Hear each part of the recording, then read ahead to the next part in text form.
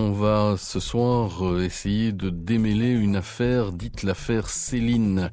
L'écrivain collabo, l'écrivain antisémite qui prétend à la fin de la guerre, alors qu'il fuit vers l'Allemagne, qu'on l'a dépouillé, qu'on a vidé son appartement et que des manuscrits ont disparu. Avait-il vraiment disparu? Pas du tout. C'est ce que nous raconte Jean-Pierre Thibaudat. La première, le fin mot, Eddy Kakelbergs. Pour conduire les peuples, il faut avouer que depuis le commencement du monde, on n'a jamais eu de prestige que de la guerre qu'on vient de gagner et le prestige de celle qu'on va gagner. Et c'est tout. Par conséquent, nous avions le prestige d'avoir gagné la guerre 18. Il fallait conserver ce prestige à toute force, n'importe quel moment, ne pas le mettre en péril, ne pas le mettre sur la table, ce prestige, n'est-ce pas? C'est ça que je voyais. C'est là que je voyais l'armée allemande utile, le gendarme allemand. C'était simplement ça. Je me suis peut-être trompé, moi je ne demande pas. On pourrait quand même s'étonner d'une chose, monsieur Céline, c'est qu'au moment où les puissances de l'Axe ont commencé de ne plus avoir le vent en poupe, vous ayez persévéré. Expliquez-moi un peu Monsieur, cela. je n'ai jamais persévéré à rien de ces affaires politiques. Non, du tout. Je n'ai jamais collaboré à aucun journal, ni donné des interviews, ni parlé à la presse, ni voté, ni fait partie d'un parti. Je suis absolument strictement indépendant et je m'élevais simplement comme écrivain. Je croyais dans ma vanité pouvoir influencer qui que ce soit en faveur de la paix. Bon, c'est tout, strictement tout, n'est-ce pas? Jamais, je n'ai touché rien, pas un sou de personne, ni américain, ni anglais, ni allemand, ni suisse, ni rien du tout. Donc je n'ai vécu que de mes droits d'auteur, et très misérablement. Et c'est tout. Je n'ai non. Quand ils ont persisté ou pas persisté, après Stalingrad, disons le mot, il y a eu des virages byzantins, n'est-ce pas? Tout le monde s'est accroché, est devenu anti-allemand. Bon, mais je n'avais pas à être ni anti-allemand ni anti-ceci. Pendant toute la guerre, les Allemands sont venus me voir et m'ont toujours dit: nous allons gagner, nous avons la victoire. Mais je dis: donnez-moi des preuves, quelque chose, je ne vois pas du tout. Et ils m'ont jamais apporté de preuves. La preuve, c'est ce qu'ils ont perdu. Je n'ai jamais été... je n'ai jamais voulu que la paix, n'est-ce pas? Quand ils sont entrés en France, je n'étais pas partisan, je n'ai jamais dit hurrah, vive les Boches. Ça m'amusait pas comme les autres. Ils ont été assez stupides, Hitler en particulier, pour ne pas faire la paix à temps. De même que nous avons fait la paix trop tard en 18, nous aurions dû la faire en 15 ou en 16. De même, eux se sont acharnés, ou plutôt Hitler s'est acharné dans des batailles qui étaient la fin de l'Allemagne, n'est-ce pas? Toujours dans ce principe absurde de guerre, n'est-ce pas? Tout est là, n'est-ce pas? Moi, je n'ai rien à me repentir de rien du tout. Je n'ai jamais été partisan de ceci, cela. J'étais partisan de l'armée allemande parce qu'elle maintenait la paix en Europe, en France en particulier, et a conservé ses colonies. Et puis c'est tout. Qu'on prouve le contraire, c'est tout ce que je vois. Bonsoir Jean-Pierre Thibaudat. Bonsoir. Louis-Ferdinand Céline avait déjà fait couler beaucoup d'encre, on y reviendra, sur sa personnalité, sur son antisémitisme virulent, sur la collaboration, sur les qualités de son écriture. Par contre, il en refait beaucoup couler, évidemment, depuis 2 ans, depuis que l'on sait que les manuscrits qui étaient censés être perdus ne le sont pas, et qu'ils étaient chez vous. Absolument. Oui, oui, ils étaient chez moi. Chez vous, mais c'est pas vous qui, en 1944, les subtilisez pendant que lui était en fuite vers l'Allemagne. Non, ce n'est pas moi, puisque je n'étais pas né en 1944. Ce sont des personnes qui les ont récupérés et j'ai mis un certain temps volontairement à donner l'identité de la personne. Et en l'occurrence, je l'ai fait ces derniers mois, en accord avec les héritiers de cette personne. C'était un grand résistant qui était Yvon Moranda, qui, quelque temps après la libération de Paris, où il a participé activement, puisqu'avec son épouse, sa future épouse, ils ont libéré l'hôtel Matignon à Paris et donc ils ont habité l'appartement de Céline que Céline avait délaissé le 17 juin 1944 pour partir précipitamment en Allemagne et de l'Allemagne plus tard il rejoindra le Danemark et donc l'appartement a été réquisitionné par la résistance et c'est Yvon Moranda qui a occupé cet appartement de Montmartre, dans un petit quartier de Montmartre, et qui l'a occupé un certain temps. Ça veut dire quoi? Que l'appartement avait été considéré comme réquisitionnable dès lors que Céline était mise en accusation? Oui, s'il est parti, c'est qu'il savait qu'il serait arrêté, qu'il serait inquiété, qu'il avait même peur d'être fusillé comme le sera Brasillac ou assassiné comme le sera son éditeur de Noël. Donc il avait quand même un besoin urgent de partir et d'ailleurs il est quand même parti précipitamment. C'est aussi pour ça qu'il a laissé beaucoup de choses dans son appartement. Sinon il aurait pu en emporter beaucoup plus ou les confier à des amis. Enfin, il est parti quand même très vite. Qu'est-ce qui pousse Yvon Moranda à faire main basse sur les écrits de Céline, on devine, mais à les garder par-devers lui sans en parler? C'est-à-dire que lui, il est dans cet appartement, il faut quand même se plonger dans l'époque de la libération de Paris et tout ça. Donc il met les meubles au garde-meubles, il met les documents dans une caisse, dans une malle, et puis il va prévenir Céline, quelques années plus tard, quand Céline sera au Danemark et qu'il annoncera son retour à Paris.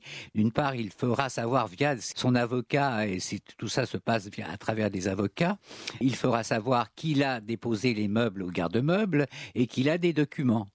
Et Céline refusera de payer les frais de garde des meubles en disant « faites-en ce que vous voulez ». Et puis les documents, il les refusera également puisqu'il dira « ce sont des brouillons, tout ça, ça n'a aucune importance ». Et il refusera également de les récupérer. Il y a des lettres entre avocats qui prouvent tout cela. Quand donc Céline dit « ils m'ont rien laissé, pas un mouchoir, pas une chaise, pas un manuscrit », non seulement il ment, parce qu'il sait que donc les choses ont subsisté à sa disparition, mais il les refuse. Mais c'est-à-dire qu'il se met dans une position de victime, position qu'il a régulièrement dans ses lettres qu'on peut lire. Il se pose en victime. Et pour lui, les résistants n'existent pas. Pour lui, il appelle ça des épurateurs. Le mot résistant n'existe pas dans sa bouche ni dans ses écrits. Il parle d'épurateurs. Et pour lui, Moranda est un épurateur. Donc c'est un ennemi, c'est quelqu'un de vil. Il ne veut pas considérer ces personnes-là. Lorsque, au début des années 80, vous êtes journaliste à Libération, Jean-Pierre Thibaudat, et que votre ami Gilles Kerman vient vous dire « j'ai des choses que je voudrais te montrer et te confier à ton étude », vous le prenez pour un fou? Je le pense, comme c'est un ami, je me dis, bon, il doit être un peu fantasque et tout, mais jusqu'au moment où il m'entraîne chez ses amis, Caroline Moranda et son mari, avec lequel il avait partagé ses études, et là, je vois les documents et je me rends compte très vite que ce sont des authentiques documents et non pas des papiers qui n'ont pas beaucoup d'importance. Je me rends compte, comme ce sont des manuscrits, que c'est quand même important. Je ne sais pas, bien sûr, à ce moment-là, qu'est-ce qu'il y a dedans? C'est une caisse où il y a des manuscrits et puis des objets, des lettres, des journaux. Voilà, il y a tout ça qui a été réuni dans une caisse. Mais est-ce que les héritiers d'Yvon Moranda, donc que vous rencontrez à ce moment-là, vous disent ce dont il s'agit? Eux ignoraient qu'il y avait de tout cela. C'est-à-dire que cette caisse, c'est ça qui est complètement incroyable comme histoire, c'est que quand Moranda a quitté l'appartement et que Céline n'avait pas voulu de les communs, il les a emportés. Ils ont mis ça dans une cave. Et puis les années ont passé. Yvon Moranda est mort relativement jeune. Et puis un jour, quand sa fille accouche d'un enfant et qu'ils vont chercher un berceau à la cave, à ce moment-là, en descendant dans cette cave où il n'allait sans doute jamais, comme souvent dans les caves, on n'y va pas tous les jours, il voit cette caisse. Ils remontent cette caisse, à ce moment-là, ils s'aperçoivent que c'est quelque chose d'important. Et en même temps, ils veulent pas y toucher, ça leur brûle les doigts. Ils veulent s'en débarrasser d'une certaine façon. Et c'est à ce moment-là que, via le contact entre eux et mon épouse et moi, on se retrouve par le lien de l'amitié à aller dans cet appartement. Je me retrouve dans cet appartement de Caroline Moranda, j'ouvre la caisse avec eux, et là je vois qu'il y a des choses, on ne sait pas ce que c'est, mais en tout cas, il faut pas perdre, c'est des papiers qui appartiennent à un des grands écrivains du XXe siècle, quelle que soit la personne. Alors, et comment se rendre compte immédiatement qu'il s'agit du Céline? C'était quoi? C'était marqué en toutes lettres? C'est pas marqué en toutes lettres, mais on le voit, il y a des lettres avec des enveloppes où c'est marqué Céline, etc., Louis-Ferdinand Céline ou Destouches. Vous voyez, il y a tout ça, donc ça paraît évident. Voilà. Vous travaillez vous-même à ce moment-là dans un quotidien Libération qui est notoirement à gauche. Mettre les mains dans les papiers d'un antisémite notoire et collabo, ça vous donne quoi? Un haut le cœur, un oulala, j'ai le trésor? Vous savez, mes parents étaient tous les deux des résistants.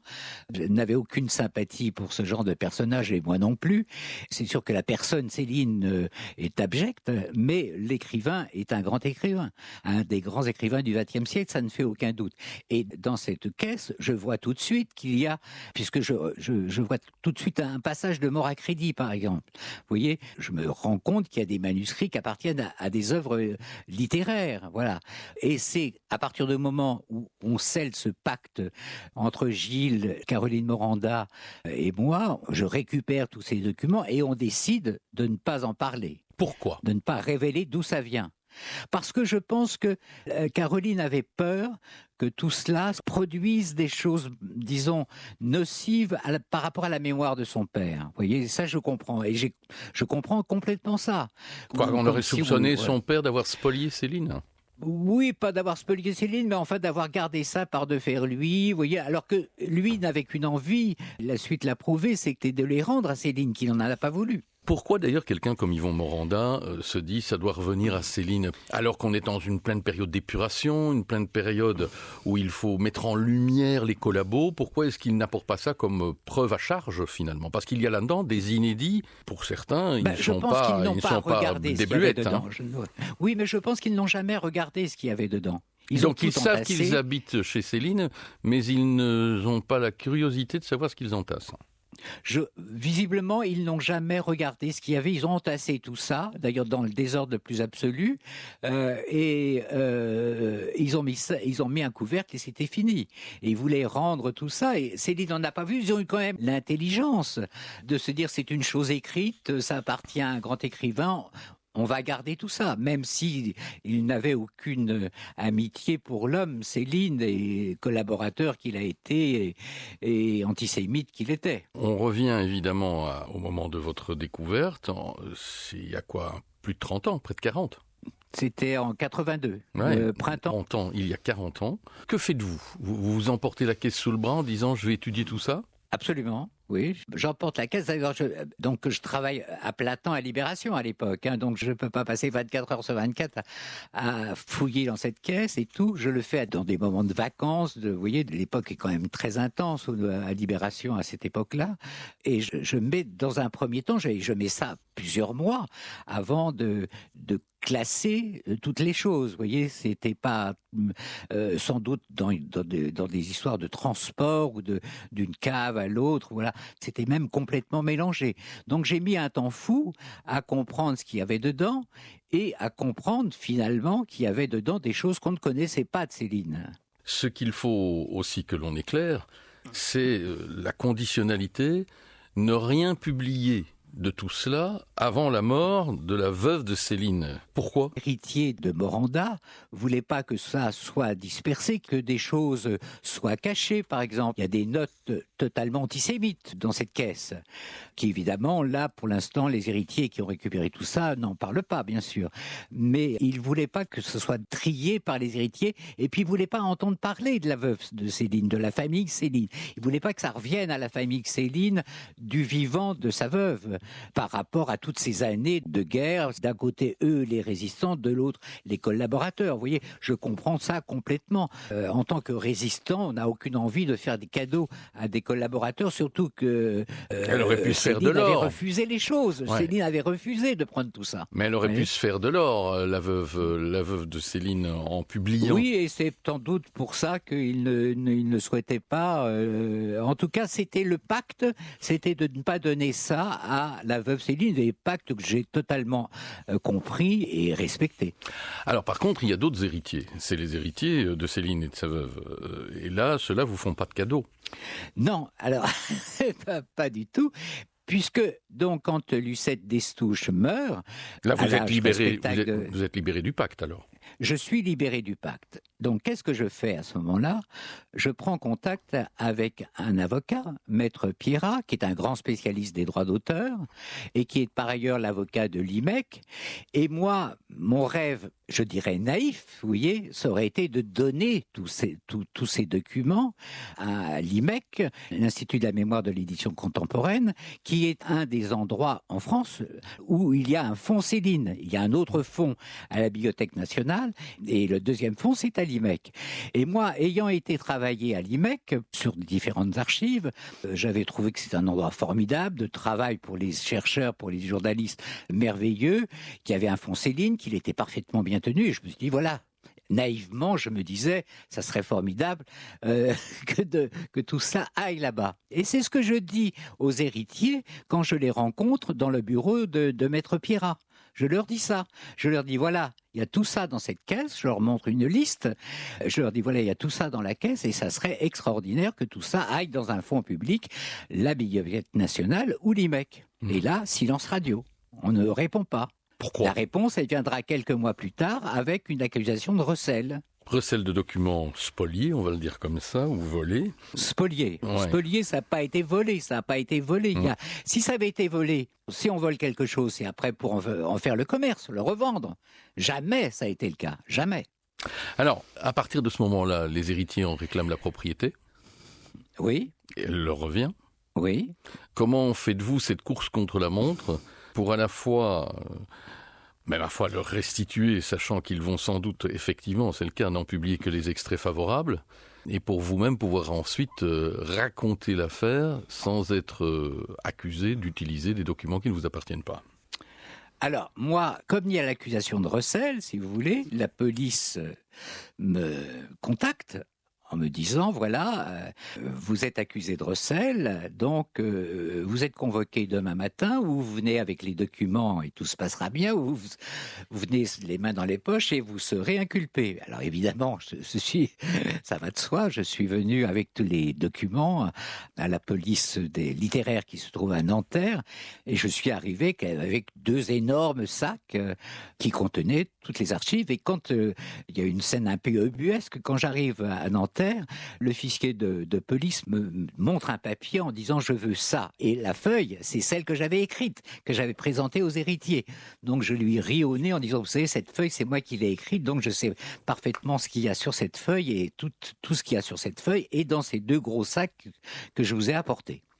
Et là, les policiers se mettent à 5 autour d'une table à compter toutes ces archives que j'avais classées, évidemment très bien classées. Donc, c'était facile pour eux de compter feuille à feuille tout ce qu'il y avait dans ces 2 gros sacs. Dans la mesure où ils récupèrent, la propriété, qu'est-ce que vous vous dites?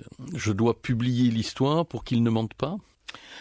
Oui, je pense que c'était important de raconter tout ça, parce qu'il y a eu une sorte d'occultation de cette histoire.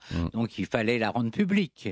Et c'est pour ça que très vite, avec mon avocat, on décide de rendre tout ça public. À partir du moment où ils avaient tout récupéré, fin juillet 2021, et donc début août 21, on publie cette enquête via un journaliste dans le Monde qui raconte toute cette histoire. Alors, cela dit, votre livre va, lui, être publié une semaine après la publication par eux de Londres, et vous décrivez d'ailleurs ce manuscrit-là longuement. Vous venez après pour ne pas avoir été précisément accusé d'avoir utilisé des documents subtilisés? Oui, évidemment, ils m'ont fait savoir que si je publiais moi-même des inédits, ils feraient une action en justice, etc., etc. Donc toute l'histoire m'appartient, donc ça je pouvais parfaitement la publier, mais à partir du moment où je parlais de manuscrits, c'était plus simple de parler des manuscrits déjà publiés et plus globalement des manuscrits qui n'étaient pas encore publiés. Dans cette mesure-là, vous vous opposez en quelque sorte aussi aux éditeurs que les héritiers ont choisis pour sortir, notamment ce Londres, dans la mesure où vous dites leur transcription, la transcription publiée n'est pas exacte. C'est pas seulement la transcription, c'est-à-dire que je pense que Guerre tel qu'il a été publié, et d'ailleurs plusieurs spécialistes sont d'accord avec moi, c'est une opération éditoriale. Pourquoi on enlève les 3 premiers mots de Guerre ? pourquoi, quelques lignes plus loin, on enlève toute une description où on parle de noirceur sur le lys qui fait penser au voyage au bout de la nuit. Pourquoi ils font ça? Pourquoi, d'un côté, il y a un chapitre qui est numéroté 10 et que les autres sont numérotés 1, 2, 3, 4, 5, enfin 1, 2, 2 et demi, bis et 3, 4, voilà. Pourquoi ils réunissent tout ça en un seul bloc alors que ça ne fait pas un bloc? Et pourquoi ils enlèvent pas tout à fait les 3 premiers mots, parce qu'avant il y avait des choses qui précédaient et qui ne sont pas là, et eux présentent ça comme une œuvre à part entière, ce qui est une escroquerie. Le but, c'est le but du lucre ou c'est le but toujours de trafiquer la Ferdinand Destouches, dit Céline? Là, pour le coup, c'est un but commercial, hein, ça me semble évident. Vous dites aussi, attention, c'est une course contre la montre. Bientôt, l'œuvre de Céline sera dans le domaine public. Oui, dans 9 ans, Céline sera dans le domaine public en France. Il l'est déjà au Canada, par exemple. Il est dans le domaine public au Canada. Selon les législations sont différentes. D'ailleurs, je crois qu'en Belgique, c'est aussi une autre législation.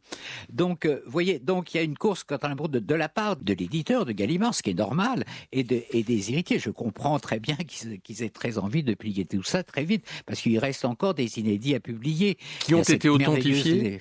Oui, enfin, quand les manuscrits ont été donnés aux héritiers, la première question, c'est est-ce que c'est vraiment des manuscrits de Céline ? Donc, 2 personnes de la Bibliothèque nationale ont eu accès aux manuscrits et ont authentifié le fait que c'était bien des manuscrits de Céline et non pas des copistes qui auraient imité l'écriture et le style de Céline.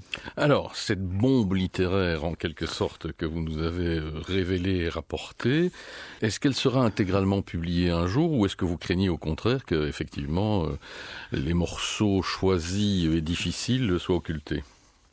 Moi, je crois que surtout, c'est que tout ça va être dispersé. Vous avez une copie Vous avez une copie, vous ? De quoi ? De tout. Alors, j'ai fait effectivement, pour ne serait-ce que pour pas manipuler les manuscrits longuement, j'ai fait des copies pour travailler dessus. Oui, puisque de mon côté, moi, j'avais décrypté tous ces inédits. Donc vous resterez et les celui qui n'en ont pas voulu. Oui, mais donc vous serez celui qui pourrait demain, en quelque sorte, apporter un regard critique sur toute publication qu'ils en feront.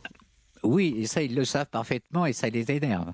Et c'est pour ça que, par exemple, dans Guerre, j'ai pu montrer que plusieurs passages qui n'avaient pas été déchiffrés par celui donc, qui avait eu la responsabilité de cette transcription, il y a plusieurs passages que moi j'avais décryptés et que lui n'a pas su décrypter. Peut-être parce qu'il y avait une question de temps. Je pense que tout ça s'est fait relativement vite. Moi, j'ai eu beaucoup de temps pour le faire. Et donc, j'ai pris le temps de revenir sur les manuscrits et de préciser des choses qui étaient effectivement difficilement lisibles. Le fin mot de l'histoire, est-ce que ceci clôture le chapitre Céline ou est-ce qu'il reste encore d'autres mystères Céline, d'autres caves, d'autres malles, d'autres caisses ? Alors, probablement qu'il reste d'autres choses, parce que dans Guerre, le pas tout à fait suppose qu'il y ait des choses qui précédaient ce pas tout à fait. Et ça, on ne sait pas où c'est. Ce qui fait que la piste, vous voyez que tous les Céliniens étaient sur une autre piste, qui était pas celle de Moranda, mais celle d'un Corse qui s'appelle Oscar Rosambi, qui avait été un temps comptable auprès de Céline et qui, sans doute, à la Libération, a fouillé lui-même l'appartement de Céline, avant que les mandats y aient accès. Donc, il se peut qu'il y ait dans la nature des choses que cet homme a pris, a peut-être revendu, on ne sait pas. En tout cas, les Céliniens travaillaient sur cette piste. Et cette piste, elle est sans doute intéressante à poursuivre. Et ça, c'est leur affaire. Merci en tout cas pour ce moment rocambolesque de l'histoire qui se révèle ici aussi grâce à vous dans tous ces détails, puisque vous nous retranscrivez à la fois toute l'origine de la chose, mais aussi le contenu de la chose, et puis les difficultés à faire vivre cette chose dans ce livre, Jean-Pierre Thibaudat, L'affaire Céline, aux éditions Alia. Merci de nous en avoir donné le fin mot. Merci à vous.